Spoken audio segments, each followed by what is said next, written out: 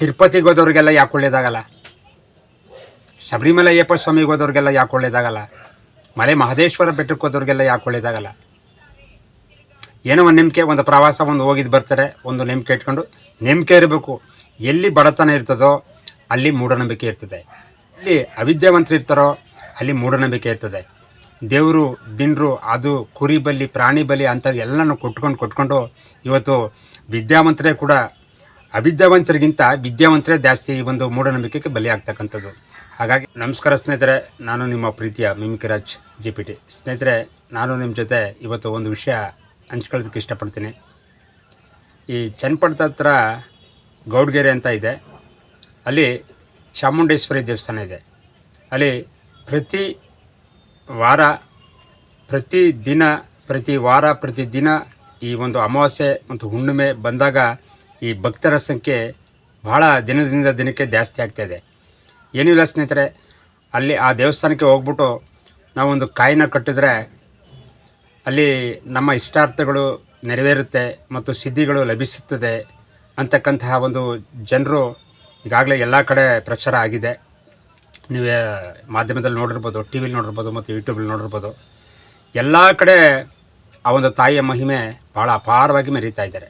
ನಿಜ ಒಪ್ಕೊಳ್ಳೋಣ, ನಾನು ಕೂಡ ನಾಸ್ತಿಕ ಅಲ್ಲ, ನಾನು ಕೂಡ ದೇವ್ರ ಮೇಲೆ ನಂಬಿಕೆ ಇರೋನು, ನಿಜ ಒಪ್ಕೋತೀನಿ.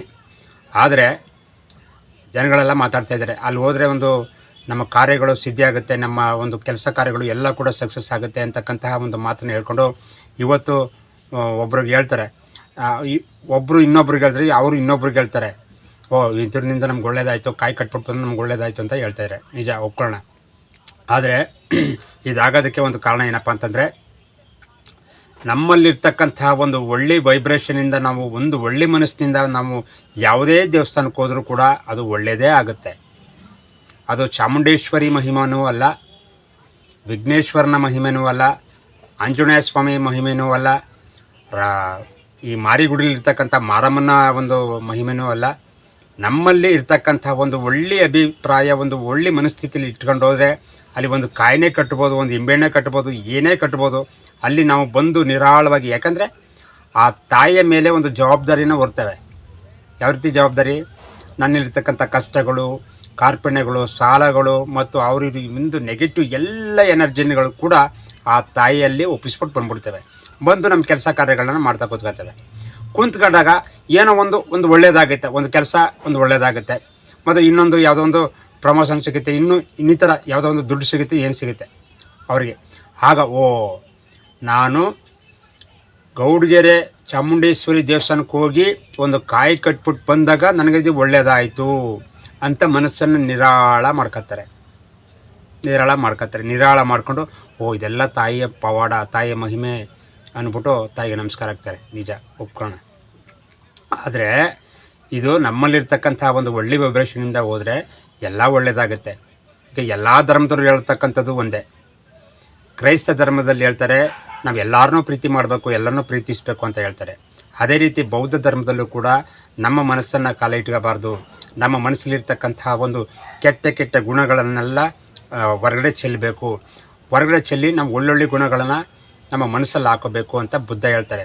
ಹಾಗೆ ನಮ್ಮ ಹಿಂದೂ ಧರ್ಮದಲ್ಲೂ ಕೂಡ ಹೇಳ್ತಾರೆ, ಸಕಲ ಜೀವ ಚರಾಚರ ವಸ್ತುಗಳಲ್ಲೂ ಕೂಡ ಭಗವಂತನನ್ನು ಕಾಣು, ಸಕಲ ಜೀವರಾಶಿಗಳಲ್ಲೂ ಕೂಡ ಅಣು ರೇಣು ತೃಣ ಕಾಷ್ಟದಲ್ಲೂ ಕೂಡ ಸಕಲ ಎಲ್ಲದ ಒಂದು ವಸ್ತುಗಳಲ್ಲೂ ಕೂಡ ಪರಮಾತ್ಮನನ್ನು ಕಾಣು ಅಂತ ನಮ್ಮ ಹಿಂದೂ ಧರ್ಮ ಹೇಳುತ್ತೆ. ಹಾಗೆ ಭಗವಂತನಿಲ್ಲದ ಎಡೆ ಇಲ್ಲ ಆದರೆ ಈಗ ಬರ್ತದಲ್ಲ ಈ ದೆವ್ವಗಳು, ಪಿಶಾಚಿಗಳು, ಇವನು ಸೀತಾಪಾಜಿ ಗುಡಪ್ಪ ಮಾರಿ ಗುಡಿಲೋ ಇಲ್ಲ ಒಂದು ಇದರಲ್ಲಿ ಹೋಗ್ಬಿಟ್ಟು ನನಗೆ ದೇವ್ರು ಬತ್ತು ಅಂತ ಕಿರ್ತಾರಲ್ಲ ನೋಡಿ, ಅದು ಖಂಡಿತ ನಾನು ಒಪ್ಪಲ್ಲ. ದೇವರು ನಾನು ಆ ಥರ ನಂಬೋದೇ ಇಲ್ಲ. ಹಾಗಾಗಿ ನಮ್ಮಲ್ಲಿರ್ತಕ್ಕಂಥ ಒಂದು ಒಳ್ಳೆಯ ವೈಬ್ರೇಷನ್ನು ನಾವು ಅಳವಡಿಸ್ಕೋಬೇಕಾಗುತ್ತೆ.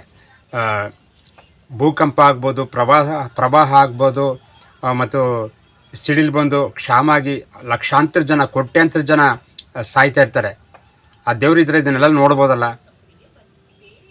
ದೇವರಿದ್ದಾನೆ, ಇದನ್ನೆಲ್ಲ ಯಾಕೆ ಆಗ್ತಿದೆ ಅಂತಂದರೆ, ಮಾನವನಲ್ಲಿರ್ತಕ್ಕಂಥ ಒಂದು ಮನುಷ್ಯನಲ್ಲಿರ್ತಕ್ಕಂಥ ಒಂದು ಕಾಮ, ಕ್ರೋಧ, ಲೋಭ, ಮೋಹ, ಮದ, ಮತ್ಸರ್ಯ, ಈ ಒಂದು ಅರಿಸಡ್ಡು ವರ್ಗಗಳು ಕೂಡ ತನ್ನ ಮೈಯಲ್ಲಿ ಹಾಕೊಂಡು ಮಾಡಬಾರ್ದು ಕೆಲಸಗಳನ್ನು ಮಾಡಬಾರ್ದು ಪಾಪ ಕರ್ಮಗಳನ್ನು ಮಾಡ್ತಾ ಆ ಒಂದು ತನ್ನ ಒಂದು ಕರ್ಮದ ಲೆಕ್ಕಾಚಾರವನ್ನು ಅವನೇ ತುಂಬಿಸ್ಕೊತಾ ಇರ್ತಾನೆ.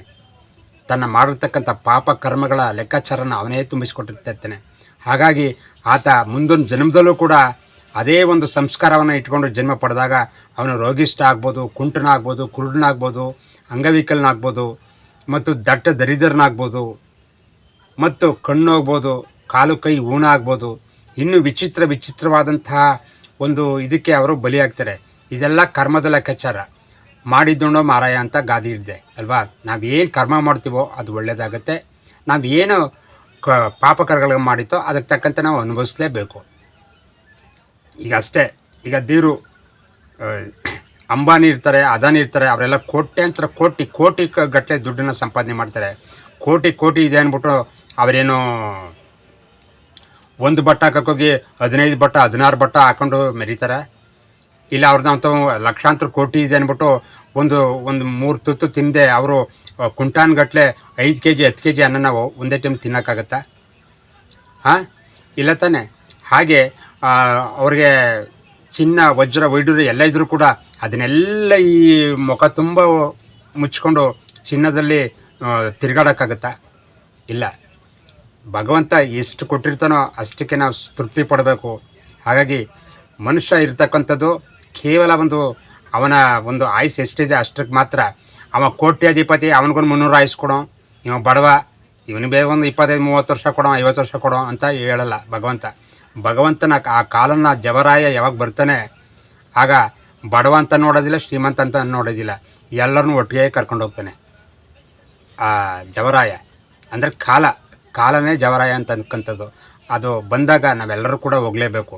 ಹಾಗಾಗಿ ನಾವು ಶುದ್ಧವಾಗಿ ಯೋಚನೆ ಮಾಡೋಣ. ಮನೆ ಇರ್ತಕ್ಕಂತಹ ಚಾಮುಂಡೇಶ್ವರಿ ದೇವಸ್ಥಾನ ನಿಜವಾಗ್ಲೂ ಅದು ಭಾಳ ಶ್ರೇಷ್ಠವಾದದ್ದು.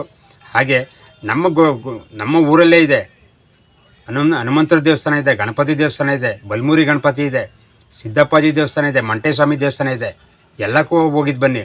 ಅಂದರೆ ಹೋಗ್ಬೇಕಾದ್ರೆ ನಿಮ್ಮ ಮನಸ್ಸಲ್ಲಿರ್ತಕ್ಕಂಥ ಒಂದು ಪಾಸಿಟಿವ್ ಎನರ್ಜಿನ ಇಟ್ಕೊಂಡು ಹೋಗಿ, ಆಗ ಎಲ್ಲ ಕೂಡ ಒಳ್ಳೆಯದಾಗತ್ತೆ.